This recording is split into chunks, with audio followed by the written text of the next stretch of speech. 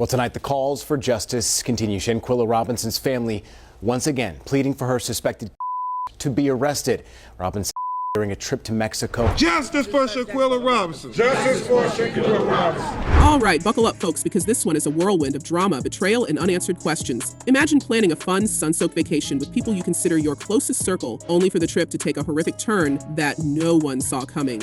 Or did they? That's exactly what happened to Shanquella Robinson, a bright and ambitious young woman from Charlotte, North Carolina. She embarked on what should have been a celebratory getaway to Cabo San Lucas in late October 2022, only for her story to captivate and horrify the world after she never made it back home. And let us tell you, the twists and turns in this case will leave you speechless. Her name has made headlines nationwide. It's been more than 4 months since the Charlotte native went on a trip with friends to Cabo, Mexico. She didn't return home alive. So, here's the tea. Shanquella traveled to a luxurious villa in Mexico alongside 6 people she believed were her friends. We're talking about Khalil Cook, who was supposed to be her best friend, along with others like Malik Dyer, Winter Donovan, Elise Hayat, Dee Jackson, and Nazir Wiggins. From the outside, this group looked like any other bunch of young adults ready to party, relax, and enjoy life. But behind the scenes, there were cracks in the facade, cracks that would end up revealing something far darker than anyone could have imagined. Things got off to a weird start right away. One member of the group, Nazir Wiggins, didn't arrive with the rest of the crew and showed up a day later. According to Nazir, by the time he got there, the vibe was already off. He claimed that he was told Shanquella wasn't feeling well and was in the game room. Nazir insists he had no idea about any drama that had unfolded before his arrival, but hold on, because this is where the confusion begins. The rest of the group told Shanquella's family and later authorities that she had simply overindulged and wasn't feeling well. They blamed her passing on what they described as a bad reaction to partying too hard. Simple, right? Except not so much. Mexican authorities have ruled her femicide, or the FBI also investigating her. But here we are 4 months later, still no arrests in the. But here's the kicker. Nazir's timeline has come under intense scrutiny since the early days of the investigation. While he's maintained that he arrived after everything had already gone down, some internet sleuths have pointed out discrepancies in his story. For instance, there are rumors of timestamps from the villa's check-in records and even social media activity, suggesting that Nazir might have been present earlier than he claims. If that's true, the question becomes, why lie? Was he trying to distance himself from the chaos, or was he covering for the rest of the group? This uncertainty has only added to the public's frustration, with many feeling like every person involved has something to hide. And it's not just Nazir's story that's raising eyebrows. In the months following the tragedy, some of the Cabo 6 were reportedly seen living their lives as if nothing had happened, posting photos, attending events, and essentially moving on. This behavior has been labeled as callous by many, especially since they refuse to publicly address what happened. While no one is obligated to speak out, the silence from the group has only fueled suspicions that they're hiding the full story. Some have even gone as far as to change their social media handles and locations, making it harder for reporters and investigators to track them down. If the truth is as innocent as they claim, why all the secrecy? And now we have the North Carolina woman. Mysteriously, while on vacation in Mexico 2 years ago, the family of Shanquella Robinson is now suing the 6 people she was traveling with. When Shanquella's mother, Salamandra Robinson, got that first phone call from Khalil, she was told it was nothing more than an unfortunate case of overindulgence. Khalil played the concerned friend, calling again later to say medical help was on the scene, but that things weren't looking good. He made it sound like this was just a freak incident, leaving the family heartbroken yet unsuspecting. But the truth started unraveling when the official documents came in. According to the medical examiner in Mexico, Shanquella's situation was far from what her so-called friends described. The report stated she had suffered severe physical trauma. Her spine and neck were injured in ways that couldn't be explained by the story the group had been peddling. Early November, this video showing an alleged fight went viral on social media. Now, we don't know if she sustained those injuries described in the autopsy during this fight. Now, here's where things get even more suspicious. Shortly after Shanquella's passing, a video surfaced online that sent shockwaves through anyone who dared to watch it. The clip showed Shanquella in a vulnerable state, being physically attacked by one of her so-called friends, identified as lled Jackson. And let us just say, the footage was gut-wrenching. Shanquella wasn't fighting back, she wasn't defending herself, she was completely at the mercy of someone who was supposed to have her back. To make matters worse, the rest of the group stood around and watched. Some even recorded the encounter, and if you can believe it, Khalil, the very person who called Shanquella's family, had the nerve to ask her during the assault, "Can't you at least fight back?" Seriously, you can't make this stuff up. As if that wasn't bad enough, additional rumors began circulating that lled wasn't the only one who physically hurt Shanquella. Winter Donovan's name quickly came into question after reports surfaced suggesting she may have also been involved.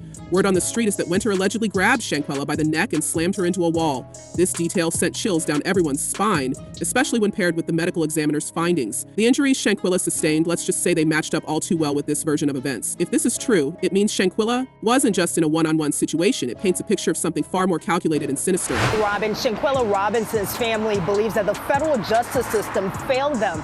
2 years after the North Carolina woman's overseas, there is still no arrest. But hold on to your seats because we're just getting started. After Shanquella's passing, the group returned to the United States as if nothing had happened. And when they came back, they handed over her belongings to her family and stuck to their original story. They claimed it was all just a tragic accident resulting from partying too hard.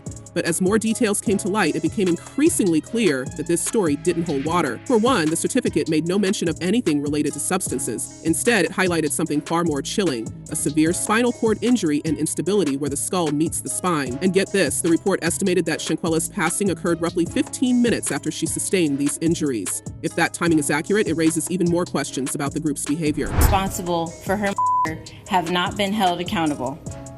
The lack of justice serves as a painful reminder. By now, the public was up in arms, demanding answers and justice for Shanquella. Social media exploded with outrage as people dissected every detail of the case. The group of friends, now infamously dubbed the Cabo Six, found themselves at the center of a media firestorm. And it didn't take long for people to start questioning whether this whole thing was premeditated. Some eagle-eyed internet sleuths even pointed to a viral clip where it seemed like the group was plotting something behind Shanquella's back while they were still at the villa. The energy was off, to say the least.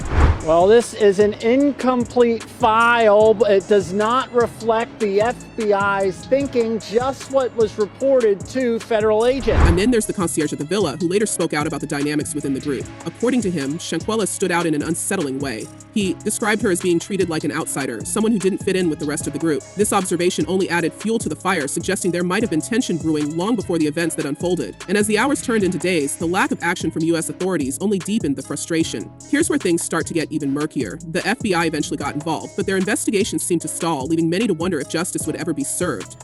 Mexican authorities, on the other hand, wasted no time labeling the case as a targeted act of violence, specifically using the term for a gender-based act of aggression. They even issued a warrant for one of the Cabo Six, though their name wasn't publicly revealed at the time. Despite this, no one was extradited and the case seemed to hit a standstill. Been seeking these FBI files since October 2023, and the FBI just released the first two part of them. We now have a little more insight. Fast forward to now, and we've got some major updates, and trust us, they're worth paying attention to. After nearly 3 years of waiting, the FBI released some heavily redacted files related to the case. This came after numerous Freedom of Information Act requests, not to mention relentless pressure from Shanquella's family. And let's not forget the civil lawsuit her family filed, targeting not just the Cabo Six, but also the FBI and the U.S. Department of State. Talk about taking matters into your own hands. The newly released documents have sparked fresh outrage and speculation. While much of the information remains blacked out, certain details have come to light. For instance, a witness claimed they saw pictures of Shanquella's injuries and described her as looking like she had been stomped on. They also mentioned suspicions about cameras being in the villa, raising questions about whether the group might have tampered with evidence. And speaking of phones, the FBI reportedly searched Shanquella's device, though the findings remain a mystery thanks to all the redactions. Meanwhile, the Robinson family has been fighting tooth and nail to keep the spotlight on Shanquella's case. At a recent press conference, her mother, Salamandra, called out the lack of accountability, saying, "We need justice for Shanquella Robinson. It has been 2 years and there's no reason that they have not been arrested yet." Their attorney, who shares the same last name but isn't related, echoed these sentiments, emphasizing the need for transparency and action.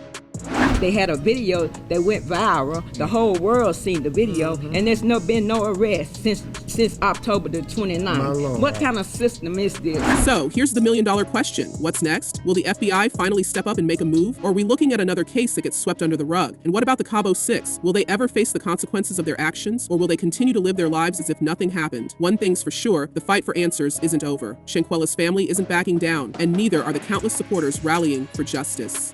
Let's be real, this case has left everyone with more questions than answers. What do you think? Do you believe the authorities will finally deliver justice, or is this just another example of a broken system? And do you think the Cabo Six will ever come clean about what really happened in that villa? Share your thoughts down below and stay tuned for the next update. You won't want to miss it.